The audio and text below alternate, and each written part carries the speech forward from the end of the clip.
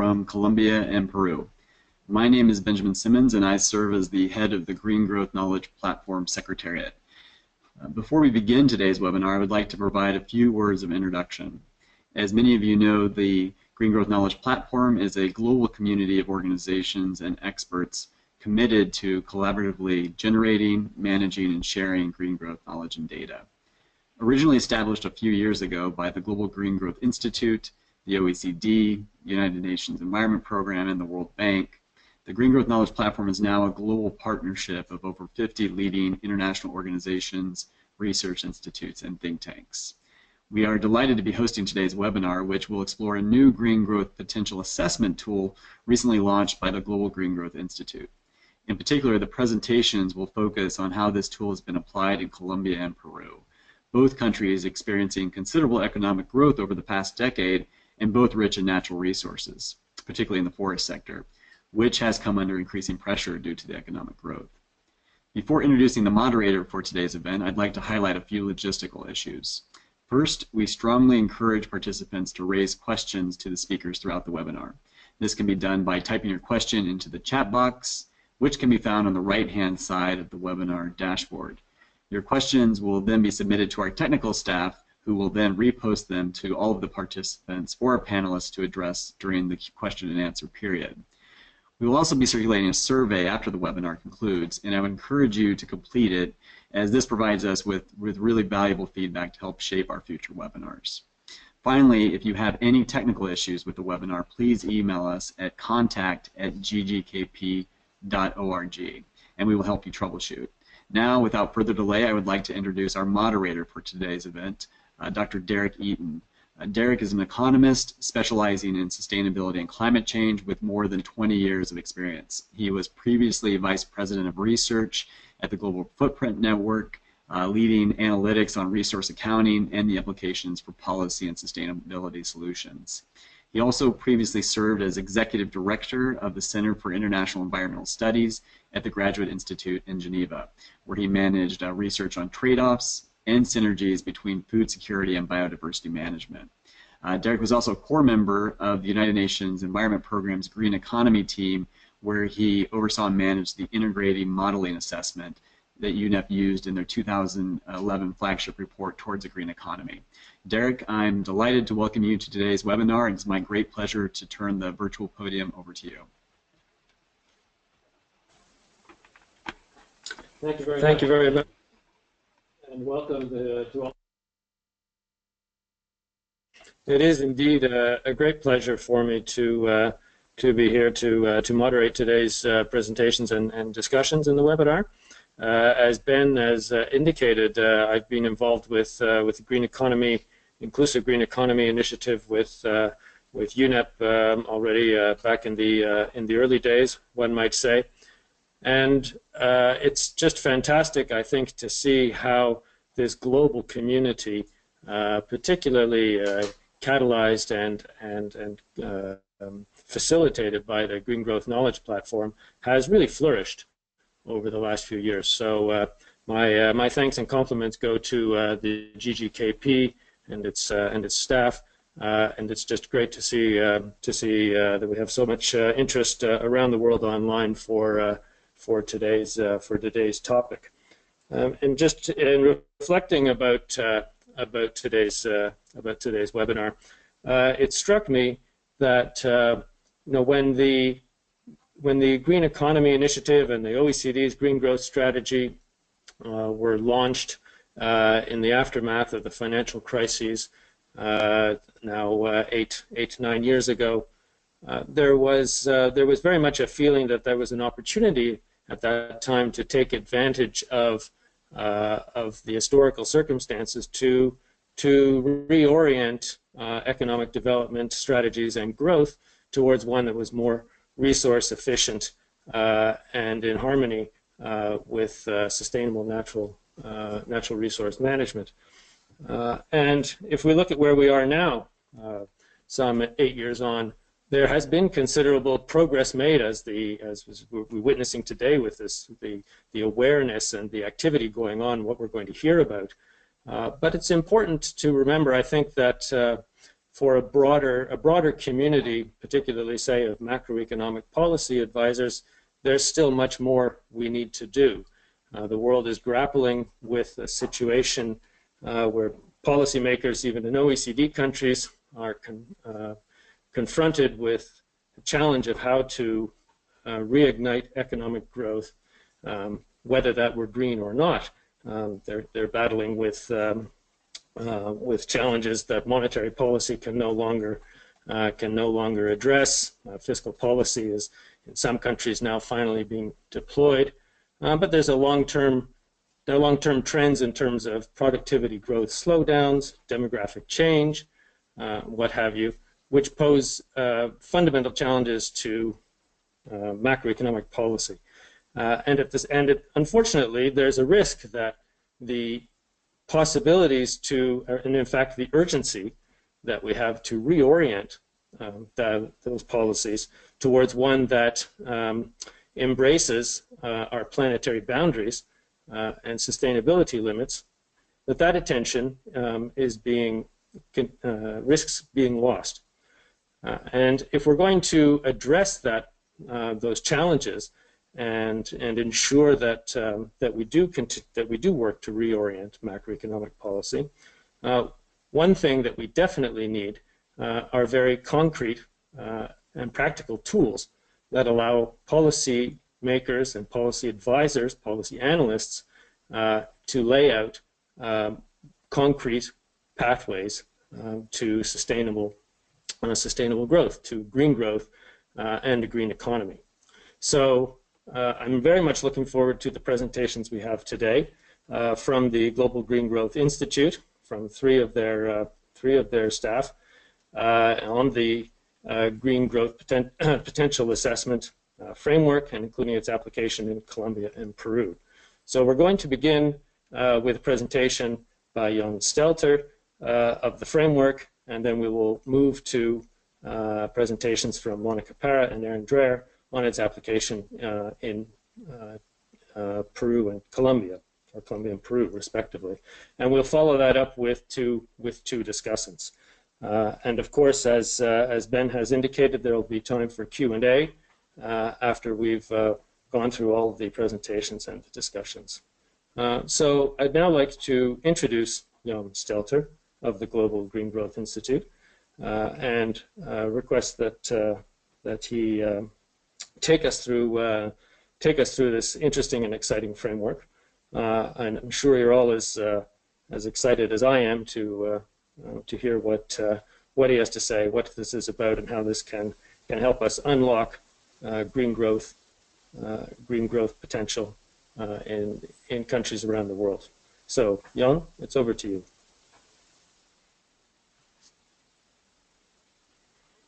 Thank you very much, Derek. I'm just pulling up my presentation. Sorry for the delay.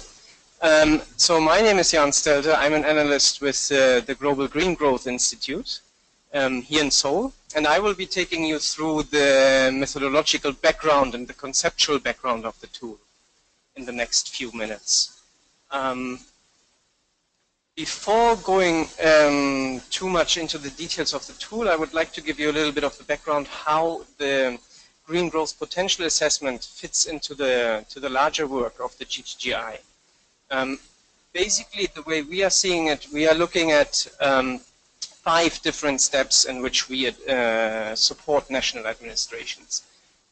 All the way from issue identification and agenda setting, the way down to policy formulation, implementation, and evaluation. Why is that so? Because the past has shown, or past experience has shown, that while it is appreciated by national administrations if we can help them identify the issues and set priorities, it is equally essential that we help them carry out these policies, support them in implementing these policies, and also support them in evaluating how successful certain policies or projects have been. Now, having that said, the GGPA is looking really at the first 2 aspects of this 5-step process, which meaning issue identification and agenda setting. Allow me to go a little bit into detail of that. why is issue identification so important? Well, in the end, it is our opinion, and I think that is shared across the different organizations who are working on this issue, that green growth means different things in different countries, depending on the background in these countries and their socioeconomic circumstances. So to sort of answer this question, what means green growth in the country at hand, we have to first ask ourselves, how is a particular country or a specific country performing in key green growth areas? Well, and the idea here is, once we identify underperforming areas, we also know the key issues where to address with green growth policies. The second question that we ask ourselves in this process is, why should a country pursue green growth policies, or green growth in general? Well, this is very much where the country context and the limitations in a country's current development come in. Once we sort of answer these two questions, we can go down to the third question, which is the main question for the tool. What does green growth mean in the specific country that we are looking at? And once we can answer this question, we also can come up with goals and recommendations to enhance green growth in the country at hand. Just a few words on agenda setting to highlight how the green growth potential assessment is helping in this area. I basically came up with why is it important to prioritize, and I want to say a few words on the challenges in agenda setting, simply to put it all into perspective. I think there's a clear, or I think we can all agree that there's a clear need for prioritization because of three main limiting factors. One is financial constraints. Of course, we would like to do everything that is considered important and worth doing, but we cannot because they are not the financial resources. Secondly, there's also not the human resources, which I called here implementation capacity, simply because we don't have all the qualified people that we would like to have to address all the issues that we would like to address at the same time. The third point is attention scarcity. We all know that key decision makers have sort of a limited amount of time and attention that they can focus on a single problem. So this is sort of the environment that we deal with and why prioritization is so important and where the GGPA comes in to help prioritize. Just a very few words on the challenges in agenda setting. I would basically like to highlight two out of the list that we put up here. One is the challenge of making practical comparisons, which I think is very, very valid when we talk about green growth, because we might identify in a country, just to take an example, that air pollution and energy efficiency are two very valid issues in this country that we would like to address. But how do we compare these fundamentally different issues? How do we judge which of these issues is more important when we have such a hard time putting them on a scale and comparing them? And the second issue that I would like to highlight, which we think is very important when talking about agenda setting, is consensus building.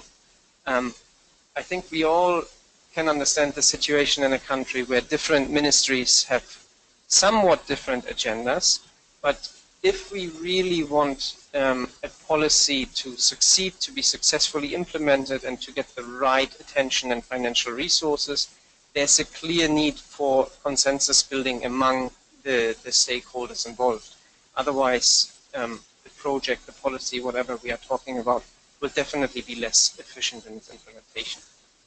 Now, so much for the background. Let's look at the tool itself and how it addresses these issues. Just to give you a brief introduction, the Green Growth Potential Assessment was designed as a diagnostic tool. And I think that's very important to understand. This diagnostic tool is based on two legs. The one leg is basically measuring a country's performance in key green growth areas based on indicators, which is data comparable across countries. The second leg is evaluating what these indicators and the data tells us by involving stakeholders in the discussion and helping these national stakeholders set the green growth agenda. The underlying concept here is that we say areas that are underperforming are at the same time areas that or that represent the opportunities for having the highest green growth impact if we were to intervene in these areas. We are currently still in the stage of pilot testing this tool and ironing out some of the methodological issues, but I think we can go more into detail later when we heard the presentations from the country representatives. So the GGPA, or the Green Growth Potential Assessment, evolves generally in 3 different phases. In the first phase is what I already mentioned. We are looking at the data for a specific country and what we call the preliminary assessment. This data and comparing this data to a certain peer group helps us to identify underperforming areas. In the second stage is what I already mentioned, where the stakeholder consultation comes in to sort of validate the findings of the data, identify why stakeholder prioritizations might not completely overlap with the prioritizations that we derive from data analysis. And then in a third phase, once we identified this overlapping areas between stakeholders and the data analysis, we would be looking at the priority sectors that came out of these assessments, look at the underlying causes, which sectors are causing certain areas to underperform, and what are potential interventions and concrete recommendations that we can give to enhance the performance in these sectors or areas. Now, what does that mean in more practical terms? This is very theoretical for now, I think. So we have basically chosen initially 3 different dimensions of green growth, where we try to find indicators to represent these dimensions and then measure these dimensions. We are now in the process of incorporating a 4th dimension, which I will briefly mention throughout the presentation from time to time. But just looking at these 3 dimensions, we can see we are looking at the natural asset base in the country, at the economic activities, as well as at what we could call climate change or climate resilience. And for each of these categories, we have different indicators that tell us something about the situation or how well a country is performing in each of these dimensions.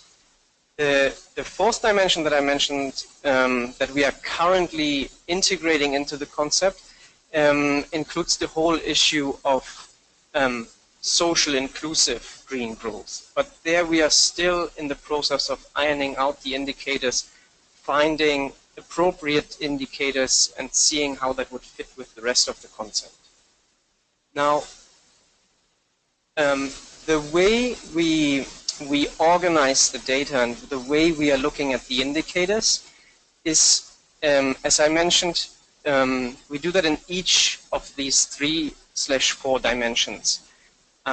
The way we do it, we developed a global scale on how to measure a country and its peer group, and we put the performance or the score of this individual country as well as its peer group on this global scale to evaluate how well is a country doing, maybe not so much in absolute terms, but really in comparison to its peer group. In this example, you can see the dimension of resource efficient growth, and we see the country of Peru and how well or how not so well it is performing compared to the upper middle income country class. And we clearly see that Peru is performing very well when it comes to energy intensity and energy loss from this chart. But we can also see clear areas where Peru is underperforming. The three areas that we highlighted here being material intensity, water productivity, and agricultural productivity. And comparing these 10 indicators in the same chart it comes a little bit into play what I mentioned before, making the issue of making practical comparisons. So what we did here to construct this chart, we are normalizing all the different indicators and measured in different units onto a common scale to make them visible in the same chart. And I'm just talking about the resource efficient growth here now, but it works the same for all the other three dimensions. And I will briefly show you, so that you believe me, that it's done exactly the same way. Of course, the performance of a country varies across these dimensions, but the theoretical background across these dimensions stays the same. We are always looking for areas where a country is underperforming to identify the areas that have the highest potential for green growth interventions. Like I said, the same for the 3-dimension, and it is or will be the same for the 4th dimension, the socially inclusive growth. Now, coming to the second phase of how this data is then used in a second step and how it is combined with the stakeholder consultation. In this phase, we are basically looking for overlaps between what stakeholders from ministries, public authorities, the private sector, and academia are thinking, and what the data in the first part or the first phase of the tool told us. We are getting these inputs from stakeholders in a very structured way through a Delphi survey that I will be explaining a little bit in more detail on the next slide. Again, the idea is identifying underperforming areas or validating the underperforming areas that we identified with constructing these radar charts that you just saw. So how does this Delphi survey work? I know it looks a little bit overwhelming, this slide, but please bear with me. Basically, we conduct this survey usually in 3 rounds. And in each round, we are asking the same set of questions, and we asked participants to choose or to pick priority areas and priority sectors where they think green growth might have the most potential in their country. Between these survey rounds, we have discussions in different forms with the participants to sort of come to a consensus. And the 2 rounds that I put here on the slide, this is an actual example from a country. This is not something I made up. So you can see the different blocks of areas that we identified, being the 3 dimensions. And then we ask participants to set priorities. And participants can set up to 4 or 5 priorities across these 3 pillars. What you can see is then, at least in the first round, there's quite a disaggregation between, or how do you say, quite an equal distribution of participants' opinion. There are some areas where people focus on, or people have the opinion that these are the most relevant areas for green growth intervention. But as you can see, these are not very, very strong preferences.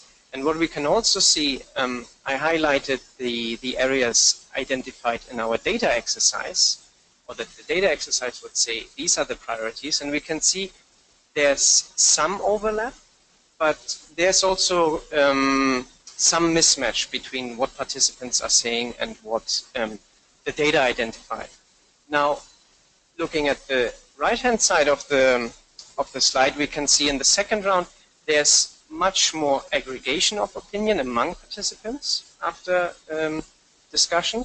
Plus, there's a better match, at least in our example here, with the issues identified by the data. And this is really done through discussions with the participant, through discussion of the data, through discussion of what do different indexes or indicators actually mean, and where there might still be mismatches between participants' opinion and what the data tells us. We might not get a perfect match out of the exercise, but we can clearly see that there's an overlap between the issues identified with the quantitative analysis and the issues identified by the participants. So how are these results then used? In a second stage of the workshop, we asked participants to assign priority sectors that either cause or are mainly affected by the issues they identified. And in this way, we come up with this correlation table between the areas that are most relevant for green growth and the involved sectors. And that really then helps us in the third phase that I'm coming through now to focus on these individual issues and the sectors involved in them, and then come up with very targeted recommendations and potentials for intervention. And I'm coming here almost to the end of my presentation. How do we derive to these recommendations and to these potential interventions? Again, it's a very participatory approach. It's through interviews and consultation with experts in the country. There might be expert or sector experts from the outside, but there's a lot of experts that we involve in these interviews that are really based in the country to take into account the specific context of a country. Now, to conclude this discussion on the methodology, I would like to bring you back to my first slide, because this is basically where the GGPA ends, the assessment that we are going through, but this is not where GGGI's work in a country ends, because we are now basically at a stage where we have identified the key issues that we would like to address.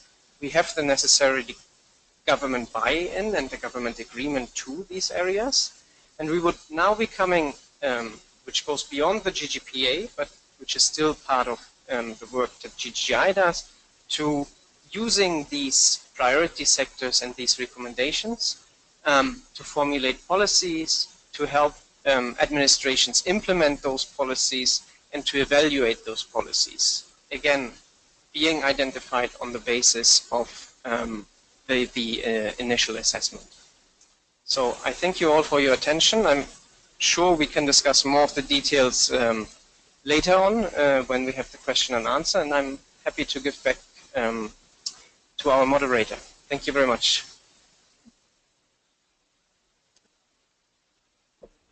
Thank you, Jan. That was excellent, perfect timing, but more importantly, very informative. It's a great introduction to understanding. I think this not only the sort of general structure of the green growth potential assessment framework, but also giving some very important accents on the process that you and your team, the Global Green Growth Institute, are following in its application. I'd like to remind everybody who's following the webinar today that we will, in about 25 minutes or so, be entering into the question and answer phase. So please do take note of your questions or comments about this.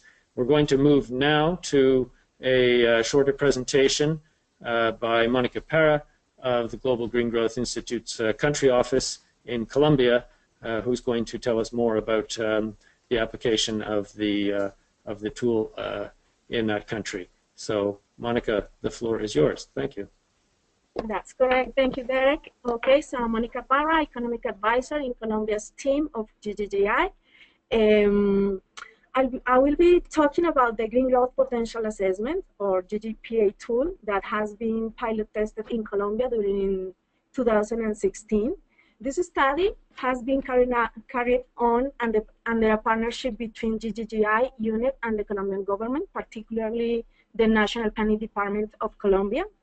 The study is based on the methodology that Jan Stelter explain to us, and aims to inform the green growth policy planning in Colombia, identifying green growth areas in which Colombia has a low performance, and consequently, these areas in which Colombia has opportunities to improve or implement green growth policy actions. This is our green growth policy formulation process. We have three phases. Phase 1 is diagnosis, phase 2 is a roadmap to the green growth policy, and the phase 3 is the policy design, or the formulation of the final policy for the long term, that it is for us the 2030 year. As you can see in the first phase, the diagnosis, you can see the green growth potential assessment. The idea for us was to have two kinds of diagnosis. One diagnosis that is macroeconomic assessment, in order to analyze the economy, the growth drivers, and also the sustainability issues. And on the other hand, to have a green growth potential assessment that would allow us to have technical foundations in order to identify green growth challenges and opportunities, as well as to define priority issues and related sectors that will guide the long-term green growth policy. In the phase number 2 of our green growth policy formulation, we will have a green growth task force that is a team of high-level experts that will be giving us recommendations for the green growth policy, and they will be based in those diagnoses that we make in the phase number 1. Let me show you now a little bit of the results of the methodology, of the GGPA methodology. As Jan was commenting in the first part of his presentation, we have 3 green growth key areas or green growth paths. The first path is the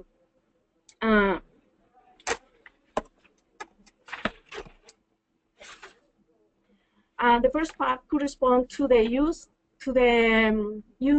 efficient use of resources.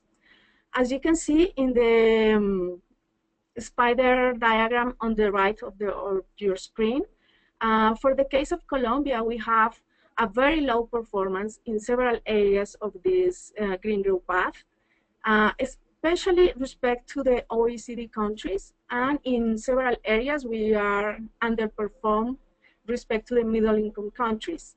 At the end of the results, the main underperforming areas were water productivity, agriculture productivity or land use productivity, labor productivity, logistics performance, and technological readiness. For our second green growth dimension that corresponds to eco-friendly growth, and it refers to the growth that preserves the natural capital, the benchmarking results indicate that although Colombia has a better performance in this dimension, the country still faces some challenges in the conservation of the natural capital. The main underperforming areas identified were forest cover changes, natural resources depletion, and water quality. And in the third green growth dimension, the climate resilient growth, which includes mitigating and adapting to climate change, the comparisons results show that Colombia has a low performance in several indicators of this dimension, and in this sense, the country has opportunities to make its economic growth climate compatible. As you can see in the graph, the main underperforming areas for Colombia were the renewable energy production, as Colombia has very low production of these kind of energies, the carbon stock changes, the climate change exposure, the CO2 emissions growth, and the adaptive capacity to climate change. Okay, so as Jan was commenting to us in his presentation, the GGPA consists of these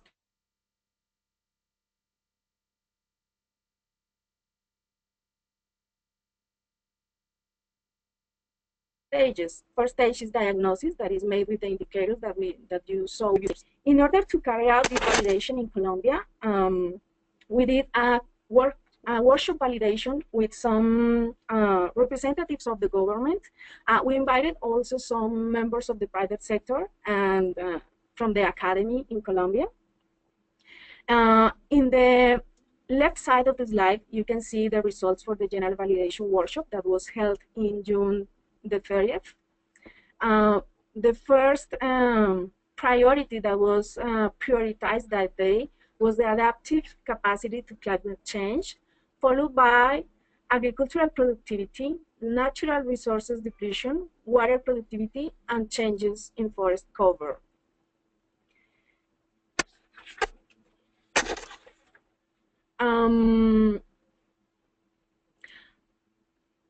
In the workshop, we advise people to select and give some priority to the underperforming areas in order to follow the methodology and identify the real opportunities for green growth in Colombia. However, after doing this validation process, we noticed that most of the people and most of the audience in this workshop belonged to the public sector. So we decided to make some other events with the private sector in order to corroborate if we had the same priority issues as we had in the first general validation workshop. In the right side of the screen, you can see the results of a workshop that we held with private actors in Colombia. The areas with the green star correspond to the areas that were confirmed in this validation, like technological readiness, renewable energy production, adaptive capacity to climate change, and natural resources depletion. Finally, agricultural productivity. And with the orange star, you can see new issues that arose in this validation workshop. Why? Because we had in this event some entrepreneurs and people that were more involved into business and a little bit more, well, not focused in the public sector. And then they have some different perspective and different concerns about what green growth should be in Colombia. After this validation process, we moved into the phase 3 that correspond to the policy recommendations. This stage aimed to deepen in the analysis of the priority themes identified, as well as to define some actions needed to enable the country to achieve green growth. In this phase, we conducted interviews with various experts from sectors and government entities according to the priorities that we found in the phase 2. At the end of the methodology, the big contribution of the GGPA to the policy development in Colombia is summarized in the slide you can see right now. We have 3 thematic axes, so three priority issues for Colombia that are efficient use of resources, new economic opportunities, and inclusive growth. In the efficient use of resources, we can have 4 themes that are water productivity, land use productivity, energy efficiency, and material intensity. In the second axis that we set, we have energy transition, forest economy, and bioeconomy. And in the last axis that correspond to the inclusive growth, we have human capital and labor productivity, green jobs, and formality. We have also some transversal topics that we will be managed in the green growth policy that are science, technology, and innovation. And as we identified in the validation process and the analysis with the experts, that innovation must be a key point in the green growth policy formulation. And we also have the alignment of economic instruments, as we are certain that economic instruments will be playing a huge role in changing the incentives to the agents in order to go in a transition to a greener economy. Well, I arrived to the final of my presentation. So this is the summary of the GGPA pilot testing in Colombia. Thank you. Thank you very much, Monica. Very interesting. Of course, in the interest of time and ensuring that we can move along to the questions and answers, I'm just going to move quickly then to, we're going to move quickly on to Aaron Dreyer's presentation from the GGGI country office in Peru. Aaron, are you ready? Yes, good morning. Very good. The floor is yours. Okay, thank you. I need to bring up my presentation. Let's see. I don't, sorry, I don't have the presentation here on the, sorry, can you give me a second? Sorry.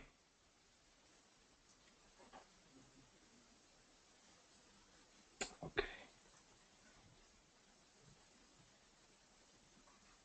We're getting some, just while we're waiting for Aaron, we're getting some good questions coming in from people. So please continue to think of your questions and send them in, as we're going to have hopefully a good half hour more for discussing those. Okay.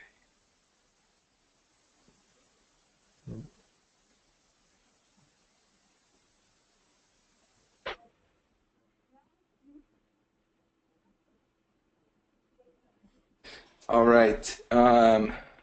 I'm going to begin speaking while the presentation is downloading, and I'll put the slide up in the interest of time as I continue.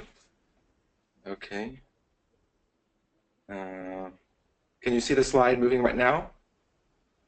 Yes. Yes. All right. Good. Okay. Well, let me begin. So I'm going to speak less about the technical aspects of the GGPA in Peru and more about the process and the use of GGPA that the government of Peru has given the tool. So as you can see on the screen now, the background of Peru's involvement in green growth is centered on its OECD membership process. In October 2015, the government of Peru requested GGGI's technical assistance in designing the National Green Growth Strategy. This green growth strategy is mandated by the OECD as part of the recommendations of the Environmental Performance Assessment. And also Peru subscribed to the OECD Declaration on Green Growth. The GGPA and the National Green Growth Strategy are ways in which Peru can move toward the principles of green growth expressed in policy. So Peru has declared its intentions on joining OECD, and as I mentioned, is subject to a series of evaluations whose recommendations should be integrated into public policy. This includes the multidimensional review and also the environmental performance assessment. Both of these assessments indicate areas that were also explored in the GGPA and indicate that the National Green Growth Strategy should be a cornerstone for Peru's green growth ambitions and organizing national policy. The National Green Growth Strategy will help align Peru's initiatives with both the Sustainable Development Goals and its NDCs. So as I mentioned, the key recommendations of the Environmental Performance Assessment included completing the Green Growth Strategy, taking into account the role of environmental policy for economic growth, including environmental policy goals for national development, productive diversification, and also in the framework for budget planning and sectoral policies.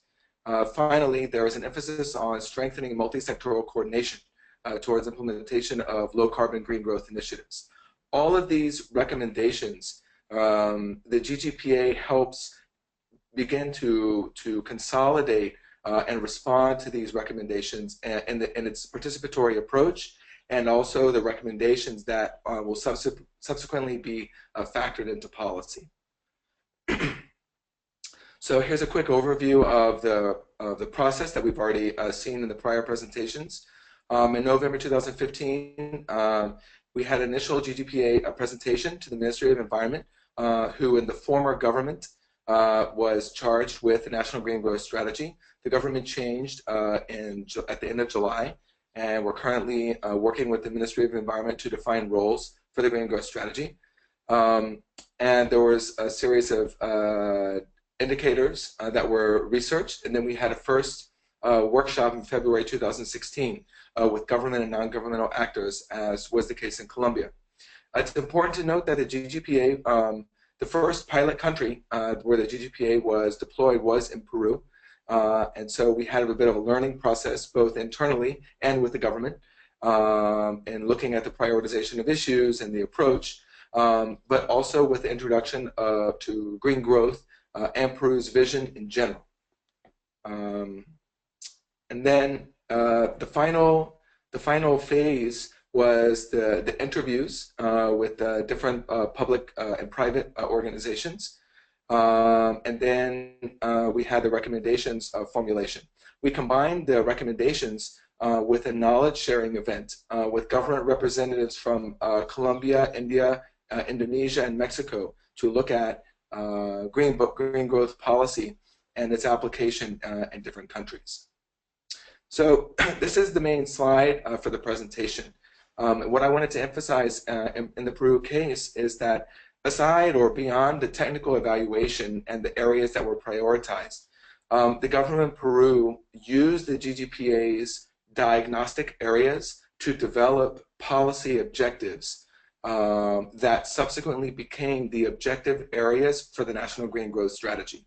So the takeaway here is that beyond its use as a technical diagnostic tool, I think the GGPA came at a good moment for the Peruvian government to help define and shape the areas of the green growth strategy. So we can see on the left-hand part of the slide the GGPA growth dimensions, resource efficient growth, eco-friendly growth, and climate resilient growth. These dimensions were then used to formulate green growth challenges for Peru and then look at policy objectives. So these objectives on the right-hand side in the third column became the objectives for the green growth strategy as defined by the prior government.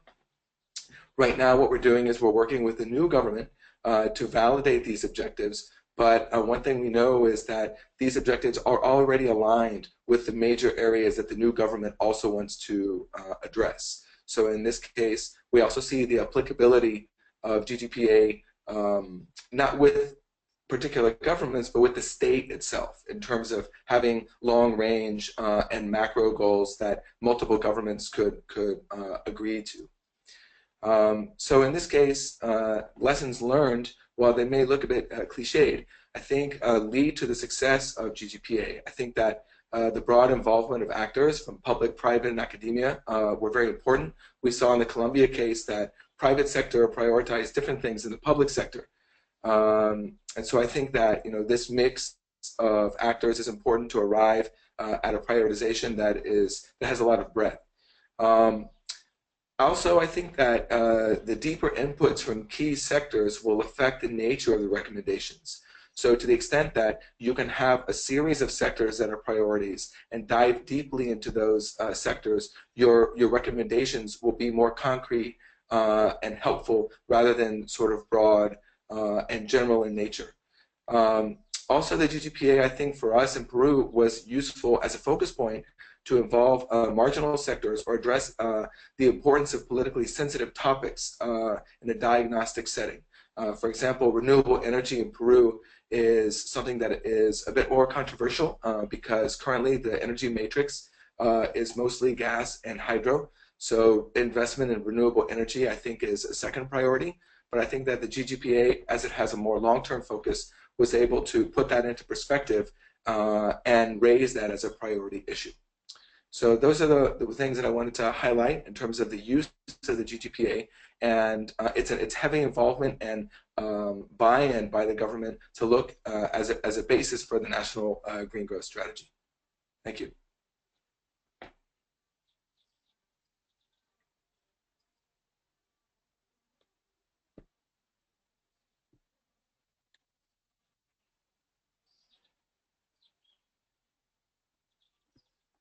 Excellent.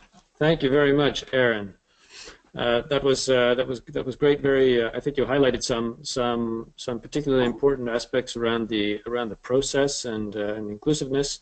So and I see we're getting some questions around some of those points. I think you're pointing out. You mentioned there might be cliche types of lessons learned, but that doesn't make them any less important or relevant. So we have just two more speakers in our webinar today, two discussants. We're going to start with Silvia Calderon, who is the Deputy Director of Environmental Sustainable Development at the Department of National Planning in Colombia.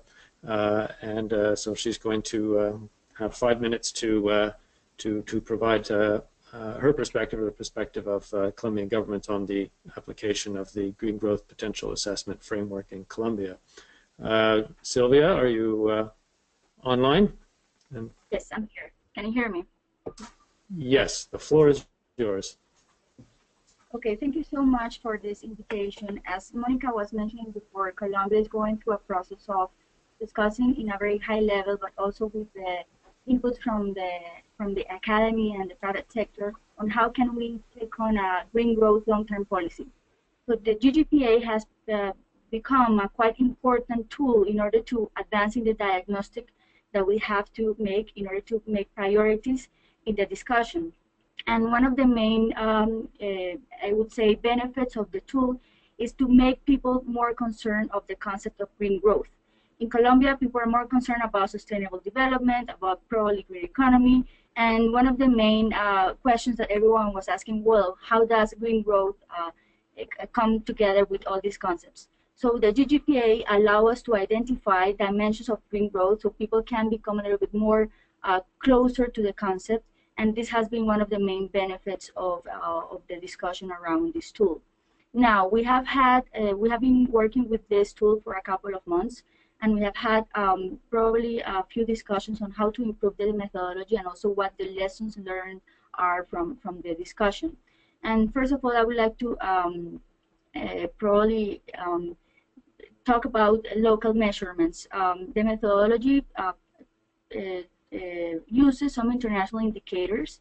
However, some of those indicators didn't have relevant measures for the country, or at least our stakeholders didn't identify or validate the measures as real for the country. So in the discussion, we had to make sure to understand what the international indicators were showing for the country and what was the reality in the country. An example was, for example, our recycling rate. The GGPA showed that Colombia was performing very well, actually, as well as some OECD countries, and the reality is that we have a lot of challenges to face in terms of increasing our material intensity and as well as our recycling rate. So this is something that we have to continue reviewing when applying the methodology to make sure that when we bring the results to the public, they understand it and they validate it. Another probably issue to raise and to continue improving is the social dimension.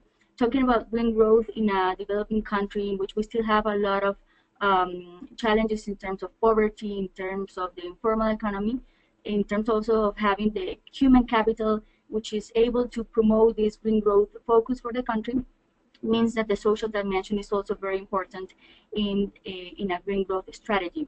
So even though at the beginning the GGPA didn't address this dimension, now we are making that adjustment to make sure that we address issues such as green employment, such as human capital, and also such as the informal economy. So this is something that we have to move on. And finally, also some of the discussants were probably talking about other indicators that relate better to the context of Colombia. Some of the participants and stakeholders, they were probably recommending that we talk about green business. Colombia has a great potential of having new economies and new business from our great biodiversity and natural richness. So they were talking about how this GGPA could also include indicators that relate better to our context. So this probably takes us into account that we could have a GGPA in general for OECD countries and for countries like Colombia and Peru who want to be part of OECD, but with some adjustments that relate better to our reality.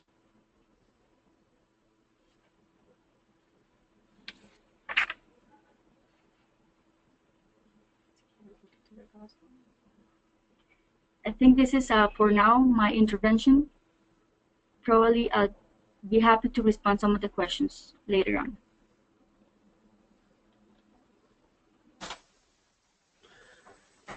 Thank you very much, Monica. That's very informative and very short and to the point, but plenty of interesting observations there. Let's move to now to our second discussant, Matías Gallardo, who serves as the focal point for inclusive green economy in the Regional Office for Latin America and the Caribbean of UN Environment. Matías, are you online? I see you there, so the floor is yours. Yes, hi, thanks, Derek. Thanks, first of all, to all the colleagues and the presenters for allowing me this opportunity. Now, I am going to try to address some of the points and some of the questions that have also been made, because I think I can also bring some answers to the questions made. However, focusing mostly on the GGPA, I think that it is important to consider that this is one of the tools to start and to is one of one of the important tools to begin one of the processes that is probably most complex, and that is the formulation of not only policies but long-term visions of development. And there is a lot of need for this kind of tools. Now, GGPA is only one of the tools that we can refer to. There are several others out there. UNIP works with its own with other set of tools. But the important thing is precisely that, is to remember that these are tools in order to inform and to help decision makers actually make decisions. And precisely the reason why I try to highlight the idea of how these tools and why these tools are important is because the debates and some of the questions that are ongoing that are asking really how is this dialogue being done between the governments and the private sectors or the productive side of the economy on which should be the important issues. Starting and trying to address an approach of green economy or green growth is not an easy task, and there are several areas, sectors, or policies that the government should push. So these tools, and a tool like GGPA precisely tries to bring light into what are the priority sectors. And the reason why there is the need for the dialogue with the private sector is important is precisely for that. As we have a serious lack of data on our region regarding environmental issues, and that is pretty much for all the countries in the region, these processes and these dialogues are really important. Someone was asking what is the relation between the economic sectors and the productive sectors, and how the policies or the green policies can actually influence this. Well, this is precisely what the points that the tools like GGPA and others are actually doing. They will tell us there is an issue on this sector needs to be addressed, and through the process and through the dialogues you start identifying what the problems are, what the possible solutions are, and you start the exploration. So that is part of the importance of such tool.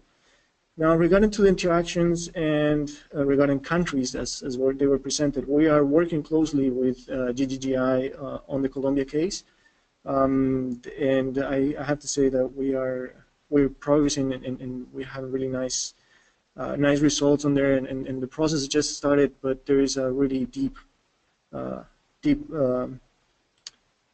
ambitious approach that the government is taking. Now, regarding Peru, there was someone asking regarding the page relation with the GGGI and page. Peru is one of those cases. In Peru, there hasn't been such a strong connection yet. However, we have been interacting and we have been connected on the work. Now, in Peru, there is no green growth strategy yet in place. Someone was asking that.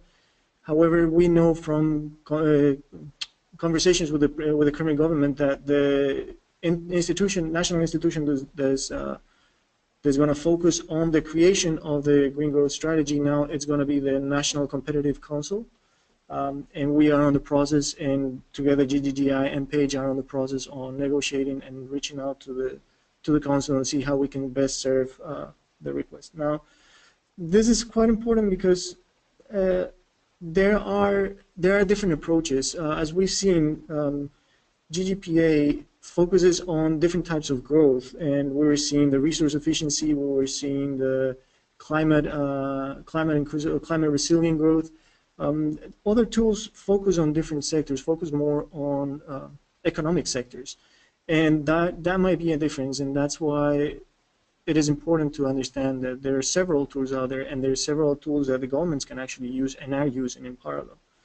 So this is part of the process when you start identifying the policies. This is the part of the process when you start identifying the problems. And then the next part, and I think Jan made this point at the beginning, then the hard part of the process is actually trying to identify possible solutions, trying to negotiate and see if the solutions suggested are the ones that the whole country, the whole government is actually willing to push forward.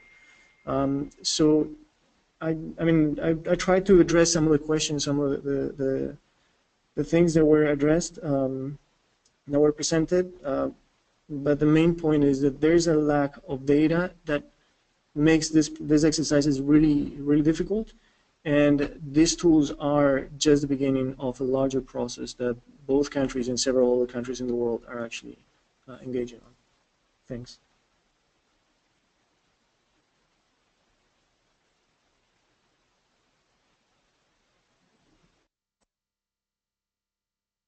Thank you very much, Matthias. So that brings to a conclusion all our presenters and our discussants, and we can now move on to the question and answer portion of the webinar. It's great that especially our discussants have already dived into some of the questions that have been posed, so we've got a good start on some of those. So we have just about almost 30 minutes remaining in the webinar, and we've got now all of the panelists are online and ready to go. We have some great questions. I'd like to just to get this to get started. I think we'll take something a little more general that's come in, which might clear up some thinking for a number of viewers. Question from Maria Murmis about the definition of green growth, so she's writing that she understands that the specific application depends on the country, but is not sure she's heard a definition encompassing the concept.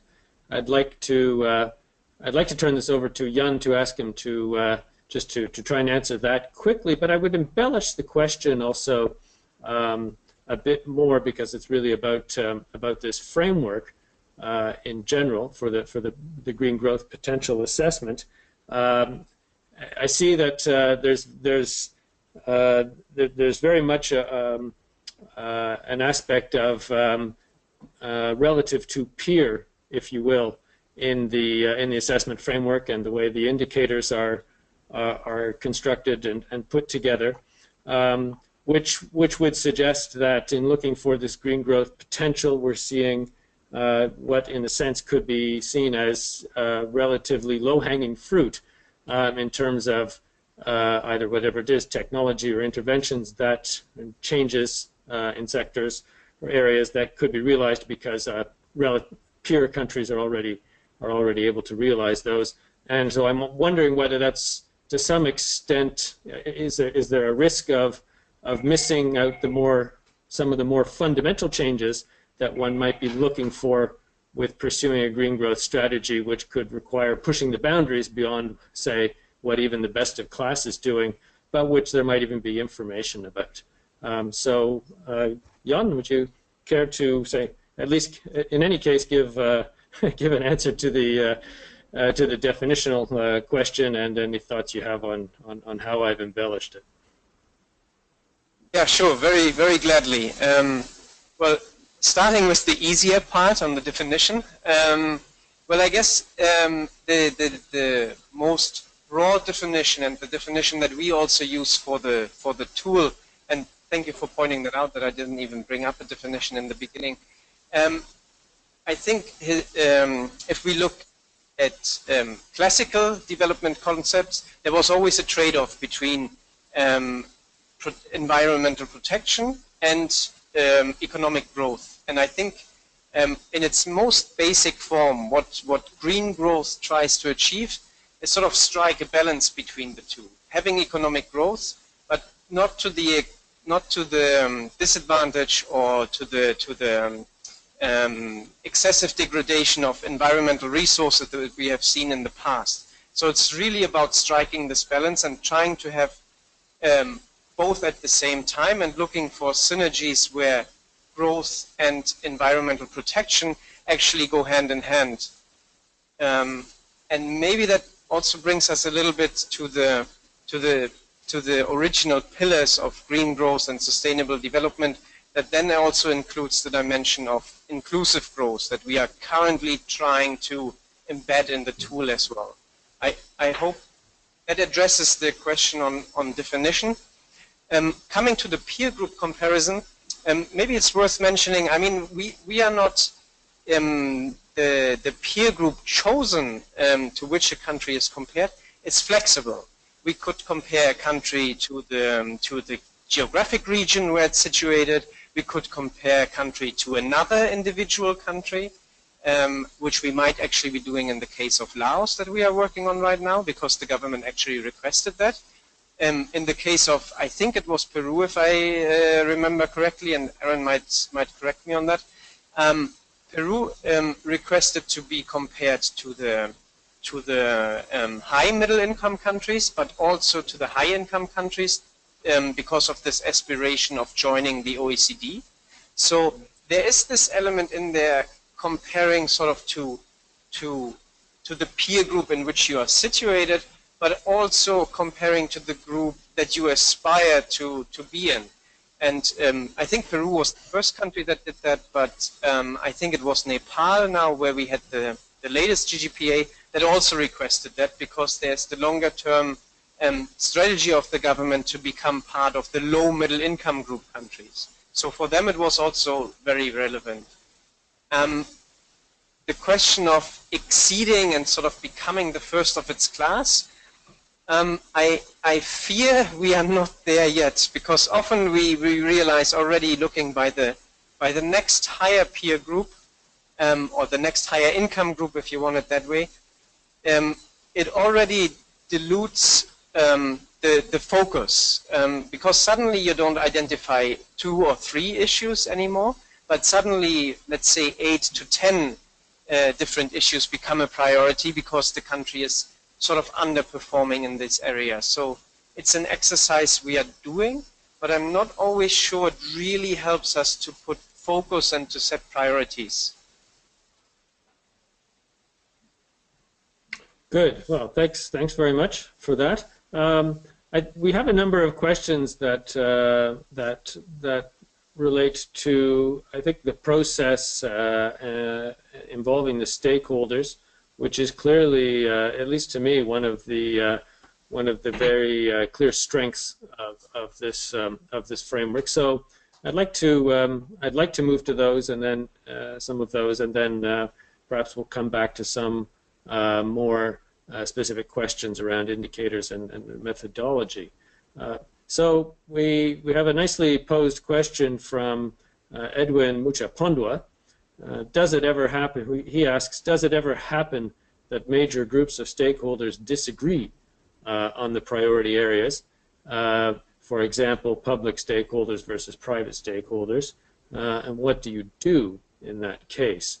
I'd like to ask you both Monica and Aaron to offer their thoughts on this question, and perhaps we could start with Monica. Okay, thank you, Derek. Yes, it happens. Actually, it's very normal that it happens, as each sector and each representative has its own vision of green growth. For example, if we have a representative from the Ministry of Environment, they are more worried about biodiversity and some topics related to the natural capital.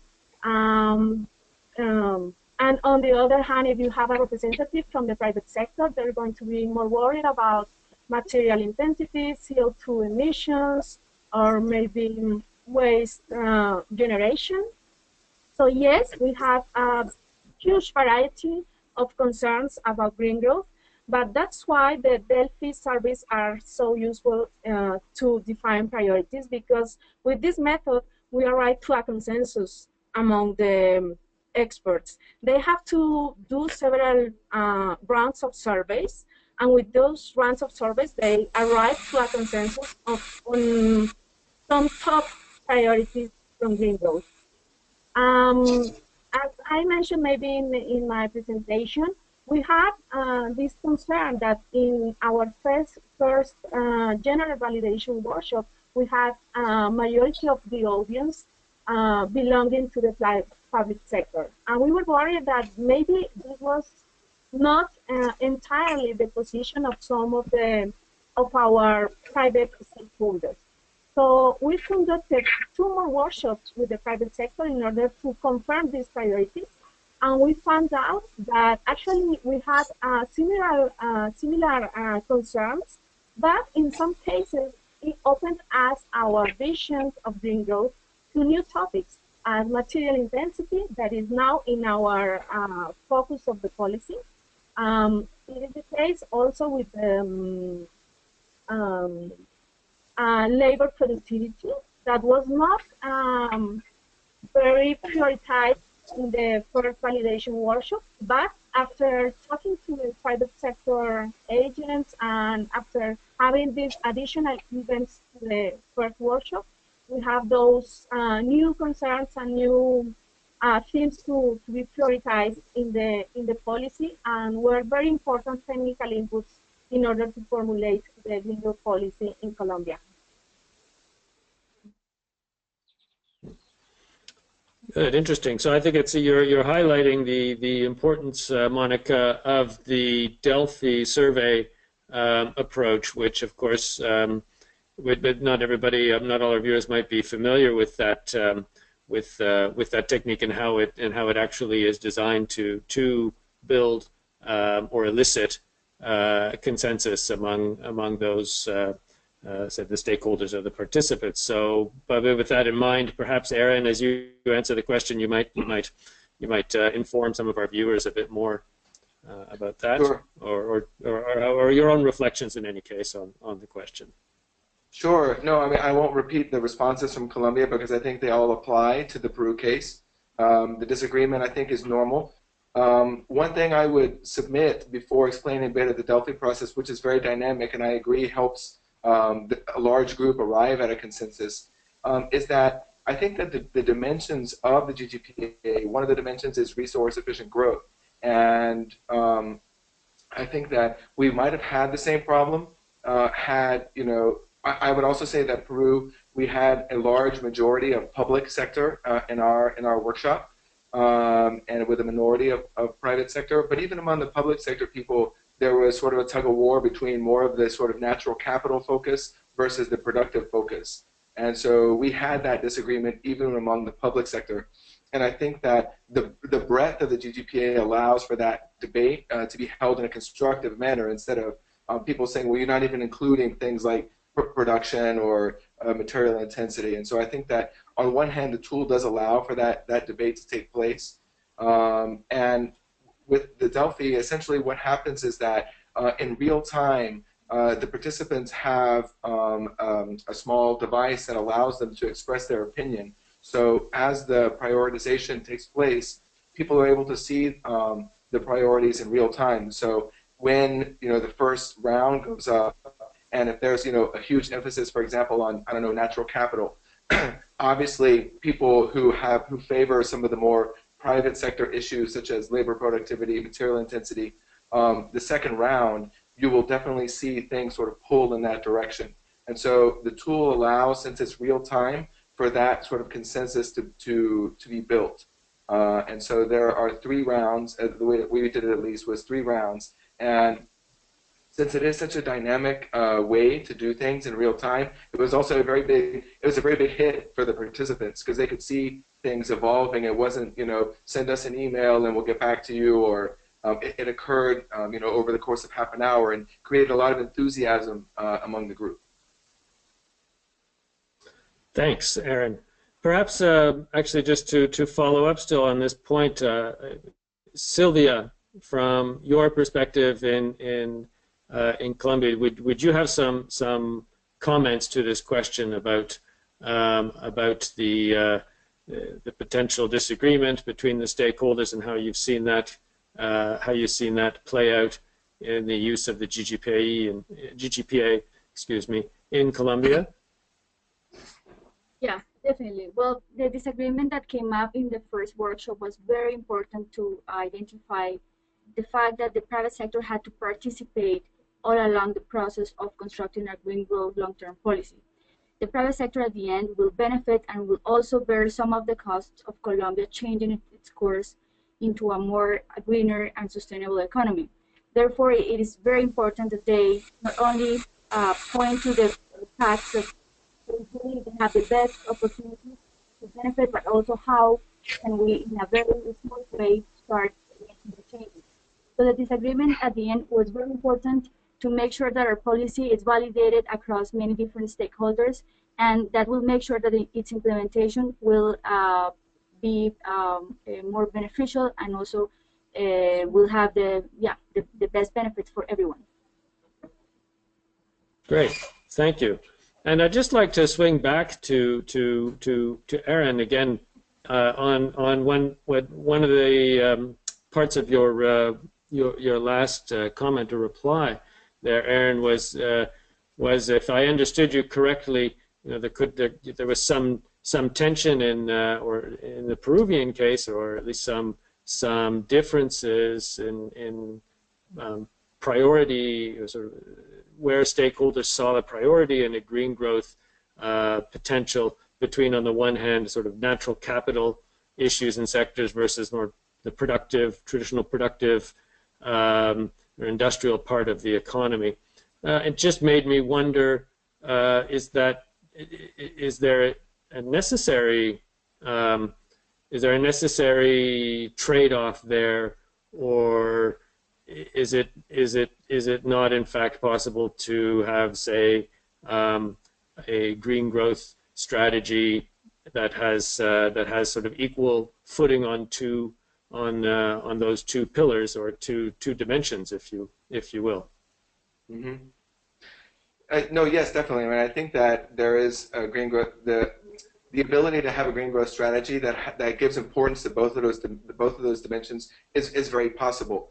I think that in Peru there is very much. I think there is a realization on the part of different sectors of the importance of natural capital as an asset to production, and I think that what needs to occur is that that the natural capital needs to be viewed as something that is limited, and also key to productive processes, so that you don't get into this sort of age-old debate of conservation versus production.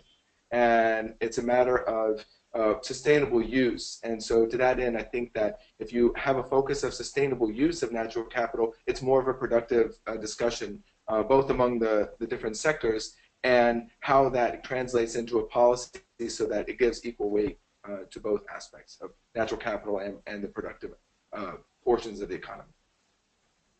And was that realization something that came about in the Peruvian process? Yes, I think that people realize that that's the case in general, but that notion might be a bit more ambiguous until you begin to sort of hit at the indicators. And I think that pursuant to the Colombian context, I think there was a fair amount of disagreement for the definition of some of the indicators, or there were, some of the indicators were not viewed as necessarily applicable to the Peruvian context. And to that end, I think that actually helped stimulate the discussion to making some of those links. Good, thank you. I'd like to move our discussion on a bit more to the data issues. We had We had one question from Anna Sophie Anderson on the availability of data always being a challenge, and she's asking how do you work to improve data availability and quality. And that ties together with an interesting question, an almost suggestion from Joseph Martin. Just before I turn to Jan to ask him to offer his thoughts or response on this, I'll just read it out. So Joseph Martin writes, this approach is adopting an intensive stakeholder engagement process to arrive at the recommendations. Have you any time thought of using big data solutions to analyze the sentiments from social media, websites where research outcomes are published, blogs and websites where opinions analysis experts are published, say using natural language processing or sentiment analysis? Very interesting suggestion there as one potential way of dealing with well, not only data challenges but also expanding the engagement process, I suppose. So, Jan, any thoughts on this? Indeed, I have. Again, I would try to answer the easier part first on data quality and looking for new indicators. It's true, data quality and data availability is a constant issue that we are struggling with. And that's also, as I mentioned in the beginning, we are still in the phase of testing the methodology, and once this testing is done, adopting the methodology accordingly. We have already learned, I think, some valid lessons on indicators and where we might want to look for different indicators or adjust the indicators that we are using. The struggle in identifying alternative indicators is always the same struggle that we are facing. I mean, in the end, we need data that is comparable across countries, that is representative enough, and that is sort of, that has a sound methodology in its collection. We as GGGI, we don't have representatives in each of the 190-something countries that exist. So we are sort of dependent on publicly available data collected by other institutions or other organizations. But currently we are also in the process of developing a different tool here at the GGGI that might help us to also identify different data sources. Coming to the question or the aspect of big data, it's also something we have thought about. But again, we are struggling with pretty much the same issues that we are struggling with small data, or whatever you want to call it, the usual data. Because in the end, I mean, big data has some quality to it in that it really would allow you to some extent to well, look at certain processes and from a different perspective. But then again, you have to guarantee that the big data that you are encountering is comparable across countries, that it's validated, that it's representative enough. And I think that is always a challenge. And plus, then we get the challenge over time. We are not sure that the kind of big data we would be able to collect in 1 year, we would still be able to collect, let's say, in 2 or 3 years. So this is a challenge for the methodology, and that we always need the level on a very global level to be able to make this comparison, to make the normalization, and then also to develop these peer group comparisons. So we are thinking about all these issues, and we are struggling with them on a daily basis, but we haven't found like the one solution of how to integrate big data. Well, thank you very much. That's encouraging to hear, and of course, the big data space is one that's very dynamic and evolving almost month by month, it seems, maybe week by week. So, so perhaps there'll be some innovations there that that will be of help for you. We're approaching the end of the webinar, and I think I'm going to ask. I'd like to ask each of the panelists for any last thoughts or words, and I will go in reverse order of their presentation, and then we'll be able to hopefully to finish on time. So I'll start with Matias Gallardo. If you have any concluding remarks, you may also have some observations on some of the questions that I did not put to you. Feel free to respond to those briefly. Of course, we're trying to wrap up in the next 5 minutes, so each of you has approximately 1 minute. So, Matthias, over to you. Thanks. So I'll try to wrap up 3 of the questions in a really fast way. The country context is really important. Both Peru and Colombia had addressed themselves what green growth means for them. So that is quite important. That gives us a cornerstone to start any kind of process that we give. And that also relates to the idea of what are the criticisms or not regarding green economy or green growth. Well, that's a process that the country first has to address. Secondly is that this process, whether it's GGPA or any other tool, are really heavy on stakeholder engagement. And the reason for this is because we need to collect and we need to support the decision makers in the countries collect the inputs from different actors. And even though I don't think we have necessarily explored the use of big data, and it can be really useful, we also have to understand how this adapts to countries. In Latin America, the penetration of internet is not really wide. So even though I'm sure we can get information and some really interesting information on Colombia and Peru, that won't help us. That will help us actually complete one part of the frame, but we need to engage in all the parts of the frames. There's one really interesting exercise that we did in Colombia and Peru. There was a series of consultations with unions and with labor unions of different sectors.